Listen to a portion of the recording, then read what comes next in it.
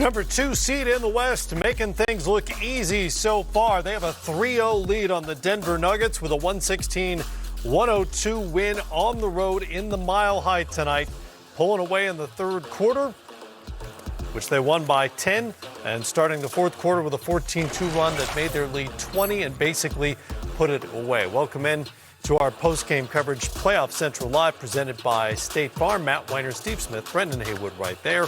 I'm almost legally obligated to remind you that teams with a 3-0 lead have never blown that lead in a best-of-7 NBA playoff series, 142-0 to this point. So not great news if you're a Nuggets fan. And frankly, if you watch the games, you probably already feel that way. Yeah, I do. I mean, nothing Denver is doing. They just have lack of talent going up against this Phoenix Suns team. If they had Jamal Murray and P.J. Dozier, that size, I mean, B. Wood, you look at the backcourt scoring, is 56-11, the starters for them. And Monte Morris, he came out and played well. They just don't have enough. When you can have a guy get 32, 20, and 10, and that's not enough, that just tells you you're undermanned. You don't have the talent level to go up against a Phoenix Suns. And then also, not only that, you have a guy that's controlling the pace. And I think they're not making Chris Paul uncomfortable. They don't have anybody offensively. They don't have the personnel to make him uncomfortable. Offensively or defensively to make him, because they're not even making him work defensively. Usually you can have a guy going at him, making him get tired. He's comfortable, B. Wood, and when you have a guy like that that's comfortable, being able to control the pace, it's going to be hard for the Denver Nuggets. He's getting wherever he wants to, getting easy buckets. They don't stop anything. He could have shot that one, lobbed that one, but he kicked it out for a three-point shot. This is the perfect matchup for Chris Paul.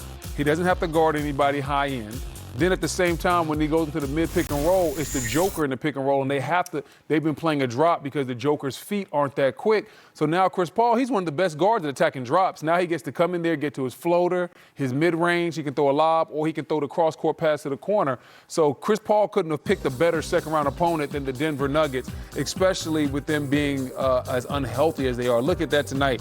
27 points, 9 of 16, but just like I said, I'm looking at the efficiency. I'm looking at him being the true floor general, leading the pace, making sure that everybody eats and that this offense runs smoothly. Everybody feels like they're a part of it, and that's because of CP3. And I while being enamored by CP3, I also feel bad for Denver. Because if you're Denver, you have to think, if we had Jamal Murray, if we had P.J. Dozier, if Will Barton wasn't just coming back, what type of ball club would we have? And then more importantly, if you have Jamal Murray, now Michael Porter Jr. gets kicked back into the right spot. He becomes the third option instead of the second option. I don't know if he's ready to be a second option in the playoffs just yet. The playoffs are showing Michael Porter Jr. what he has to work on in his game this offseason. He has to be better at posting up and taking advantage of smaller players, because right now he is incredible coming off of pin downs and flare screens to get open. But when teams take that away, what does he go to next? He doesn't have a counter for that. That's what the summer's going to be about. He had a couple threes late in the game to get him to 15 points on the night, but he had a hot start. He had a couple buckets at the very end of the game. In between, couldn't hit a thing. Nice. And the issues are really on the other end are larger, I think, for Denver. Phoenix is just getting whatever they want, 53% shooting. You saw Chris Paul's shot chart. That pick and roll with the drop coverage is just killing Denver so far. It's felt to me since this series started like one of the guys that Denver could really use is playing on the other team, and that's Torrey Craig, who played with the Nuggets, and that's the kind of defender they could really find handy in this series. Yeah, for sure. And I think P.J. Dozier, I think Torrey Craig is a better defender, but he's a guy on both ends can use his size. When you start having P.J. Dozier, Will Barton, who has great size, Monte Morris coming off the bench, when it's starting Jamal Murray, just think if Jamal Murray was starting.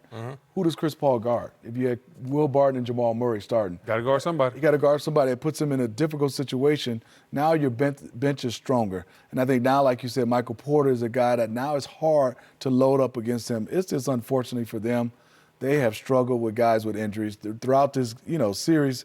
And DeAndre Ayton, I just give him credit, and their young guys, Cam Johnson, Mikal Bridges, it seems like every game they growing, and they're comfortable. DeAndre Ayton, not huge numbers tonight. He had 15 rebounds, 10 points, but we've said it before on on this set many times. He's just grown into his role. He doesn't try to do too much. He does exactly what the Suns need from him. By the way, breaking news tonight, Chris Paul had multiple turnovers. 2. He had 1 for the series in the first 2 games. He had 2 tonight, so that's a 34 assist to 3 turnover ratio for the series. And for the playoffs so far, 80 assists and 12 turnovers. He's real comfortable. In the playoffs, it's all about making guys uncomfortable, making guys do things that they don't want to do. And so when he's able to come off that screen and roll and probe, boy, he's having fun. He feels like he's back at Wake Forest, just running around Winston-Salem, finding guys for lobs and whatever. Like, it's just Chris Paul feels so comfortable right now because Denver can't make him uncomfortable. They can't speed him up. Not at all. They can't get the ball out of his hands. And then what you said, sometimes your best defense is offense. They can't even go at him at the other end with pick and rolls and post-ups. So it's not looking very good for Denver. But tip your cap, Denver has had an incredible season with the injuries that they've had to be at this point. You got to tip your cap to Denver. Did you just write the obituary? Did you? Yeah, it's over. Okay. Getting there. Yeah, it's over. Like, hey, we got any brooms back there? Well, we're calling Where for our a sweep. cameraman? Calling Cornfed, for you a got any sweep. brooms back there? I can't argue. I can't argue with it. No, it is. Phoenix is a better team, obviously, right now. A guy gets 32, 20, and 10. I was going to get to that, yeah. In an ugly loss. And you never felt that he had a chance to win, even with that 32, 20, and 10. What else can he do? You're going to have a miraculous game by somebody else, like Will Barton has to come up with 25, 30. Right. Aaron Gordon's going to have a day where he can score, but it's hard for him. He needs help, but, I mean, congrats to the Joker. The game he's played throughout this season while he's the MVP, and in this game, it was just unbelievable. Watch a guy get 32, 20, and 10, Matt. These are numbers that are oh, wait a minute. B. Wood has this broom up here, but B. Wood, I know you are big, but this is a guy that's not athletic, not very strong. He's a wide body, doesn't move his feet well, and he's dominating. Third ever 30-20-10 postseason game. Kareem and Wilt Chamberlain, the other 2 guys who've done it.